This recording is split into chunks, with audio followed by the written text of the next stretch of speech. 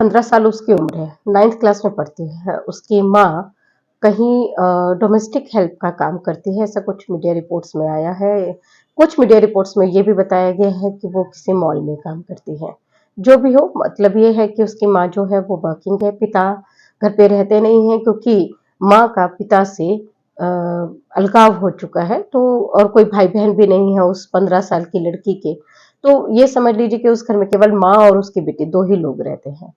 अब ये 15 साल की लड़की की दोस्ती इंस्टाग्राम पर किसी ठाकुर नाम के शख्स से हो जाती है। वो प्रेग्नेंट हो जाती है। प्रेगनेंसी हो गई, दोस्ती हो गई, यहाँ तक तो ठीक है। इसके बाद जो होता है, जो वो करती है, वो पूरे भारत को एकदम सकते में डाल देता है। तो ये है कि अ, वो लड़की या कहें कि वो बच्ची जो 15 साल की है सिर्फ, वो यूट्यूब पर वीडियो देखकर अपनी डिलीवरी घर पर ही करवाती है। खुद बच्चे को जन्म देती है और उसके बाद उसका गला दबाकर उसकी हत्या भी कर देती है। उसको ज़रा भी कुछ फ़ील नहीं होता है। ब मैं तो सोच भी नहीं पा रही कि 15 साल की बच्ची की उम्र होती ही कितनी है? मतलब अ, उस बच्चे के दिमाग में क्या-क्या चल सकता है? ये सोचने में मैं महसूस कर रही हूँ खुद को। जब उसकी माँ घर पर लौटती है काम से रात को, तो वो कुछ ब्लड स्टेन्स देखती है वहाँ पर। हालाँकि लड़की ने अपनी समझदारी में जितना भी खून फर्श पर बिखरा होता है उसको साफ कर दिया होता है, लेकिन है तो वो बच्ची ही।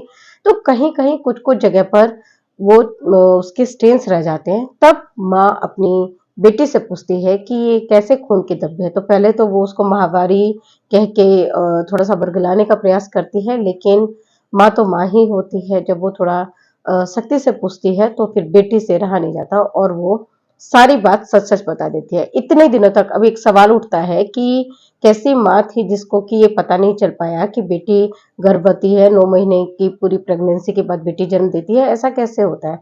ये सवाल भी सोशल मीडिया पे बहुत उठाया जा रहा है, लेकिन मैंने देखा है ये कि कुछ मेरे परिचित ऐसी महिलाएँ थी जिनकी 9 मंथ प्रेगनेंसी का भी पता नहीं चलता था, उनके पेट पे ज़रा भी उभार नहीं आता था। तो ये लड़की का पेट उभरा था, नहीं उभरा था, प्रेगनेंसी विज़िबल थी, नहीं थी, ये बताना तो बहुत मुश्किल है। लेकिन मीडिया रिपोर्ट्स में जो स्थानीय मीडिया की रिपोर्ट्स है, उसमें ये आया है कि जब भी माँ उससे इस बारे में पूछती थी, तो वो कुछ हेल्थ इश्यूज़ का बहाना बना देती थी। ये ठाकुर नाम का शख्स कौन है? अभी पुलिस को इसके बारे में बहुत ज़्यादा जानकारी नहीं मिल पा रही है क्योंकि वो जब भी बात करता था तो मैसेंजर ऐप्स की मदद से ही बात करता था, कोई फ़ोन नंबर वगैरह नहीं था। मीडिया रिपोर्ट्स में ये भी कहा गया है कि इस शख्स ने लड़की को कुछ लिकर पिलाया था, उसे अपने दोस्त के घर पर ले गया था और वहाँ उसके साथ रेप किया था। वहीं कुछ मीडिया रिपोर्ट्स में ऐसी शंका ज़ाहिर की गई है कि ये अफ़ेयर का भी एक परिणाम हो सकता है। जो भी हो, ये अफेयर हो या फिर उस बच्ची को 15 साल की उस बच्ची को बरगलाया गया हो या ललचाया गया हो, किसी चीज का लालच दिया गया हो, क्योंकि आप खुद सोचिए कि एक ऐसे परिवार की लड़की जो जिसकी माँ डोमेस्टिक हेल्प का काम करती है, जिसके पिता नहीं है, जिसके भाई बहन नहीं है, उसकी फाइनेंशियल कंडीशन तो वैसे ही बहुत खराब होगी। वैसी परिस्थिति में उस बच्ची को बरगलाना कोई बहुत मुश्किल काम नहीं था। जो सबसे इम्पोर्टेंट बात है इसमें वो ये है कि ये जो लड़की है ये इंस्टाग्राम पर लगातार उस शख्स के टच में थी, ऐसा भी कुछ रिपोर्ट्स में आया है कि उसकी माँ को जब ये पता चला कि वो सोशल मीडिया पर कुछ अनजान लोगों से बात करती है तो उसका फ़ोन लेके तोड़ दिया था और उसके बाद ये लड़की अपनी माँ के फ़ोन से बात करती रहती थी और उसके बाद जो चैट हिस्ट्री वगैरह है वो डिलीट कर देती थी।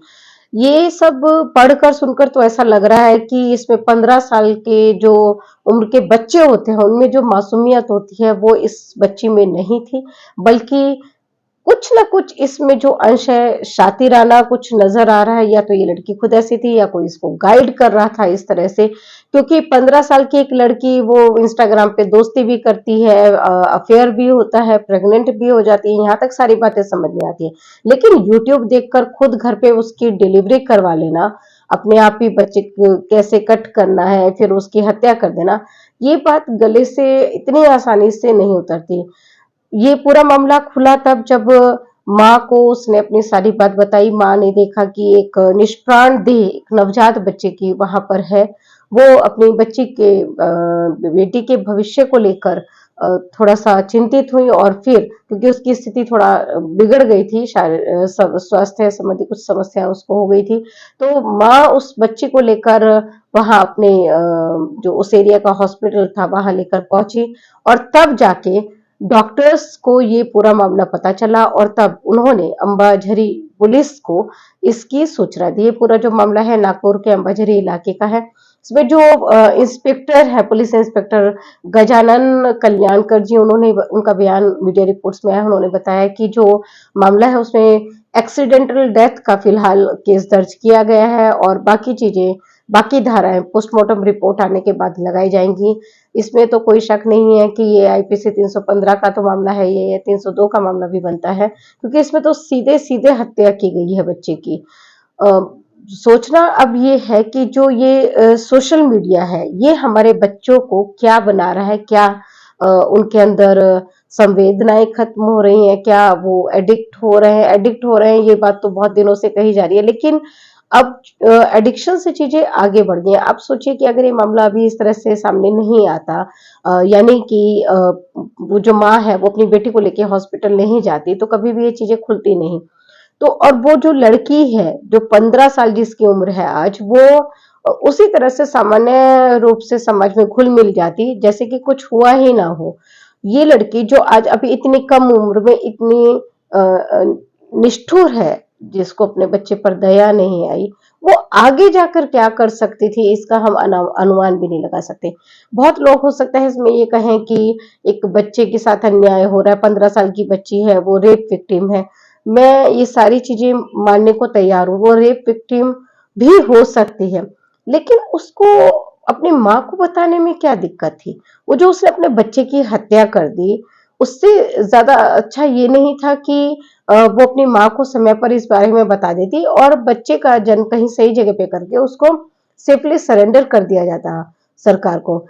मैं इस घटना के बारे में पढ़ रही थी तो मुझे उत्तर प्रदेश के उन्नाव जिले की भी एक खबर पता चली, उसमें भी इसी तरह से 15 साल की ही एक लड़की है, उम्र उसकी भी 15 साल है और उसको उसी के गांव का एक 17 साल का लड़का जो है वो उसका रेप करता है।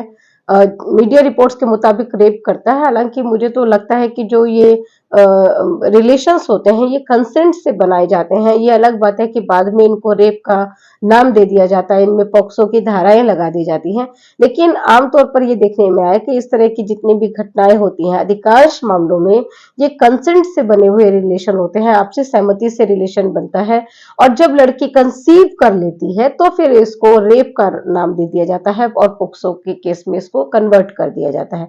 खैर जो भी है, जहां नागपुर की घटना में बच्चे की हत्या कर दी गई, वहीं जो उन्नाव वाली घटना है उसमें माता पिता ने बहुत ही समझदारी बरती।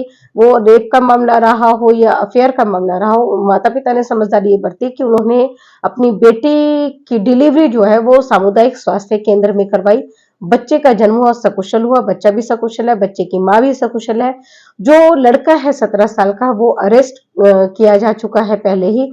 अब अगर ये माता पिता चाहेंगे तो उस बच्चे को, नवजात शिशु को अपने साथ रख सकते हैं, लेकिन अगर ये नहीं चाहेंगे तो इसको सीडब्ल्यूसी के माध्यम से सरकार को सरेंडर किया जा सकता है। ये इसमें कहीं पर भी किसी भी तरह का कोई एक तो गोपनीयता भंग नहीं होती है, दूसरी बात ये है कि जो बच्चा है वो सकुशल बच जाता है, उसका जीवन बच जाता है और सीडब्ल्यूसी के पास उसको सरेंडर कर देने से जो बच्चे की माँ है और उसके जो माता पिता, यानी कि समझ लीजिए जो नवजात शिशु है उसके जो नाना नानी है, उन वो कानून के नजर में किसी भी तरह के दोषी नहीं होते। इसलिए हम बार बार कहते हैं कि अगर ऐसी कोई कंडीशन है भी जिसमें कि आप अपने बच्चे को पाल नहीं सकते हैं, बच्चे का जन्म हो गया है, तो उसकी हत्या मत कीजिए।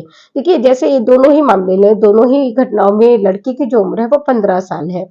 इसको ऐसा भी तो किया जा सकता था कि पहले से ही प्रिकॉशन रख लिया जाता, कंसीव ही ना किया जाता, कंट्रासेप्टिव्स का इस्तेमाल कर लिया जाता।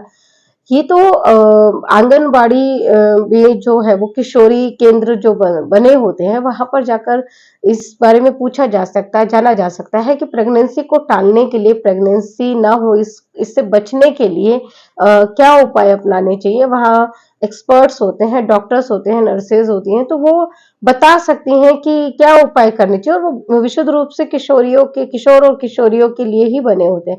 तो इसका ध्यान रखा जाना चाहिए, और अपने आप को कानून की नज़र में दोषी बनाने से, एक बच्चे की ज़िंदगी लेने से कहीं बेहतर है कि बच्चे को सुरक्षित सरकार को सौंप देना। हम लगातार ये अपील कर रहे हैं, और एक बार फिर इसी अपील के साथ मैं अपनी बात खत्म करती हूँ। नमस्कार।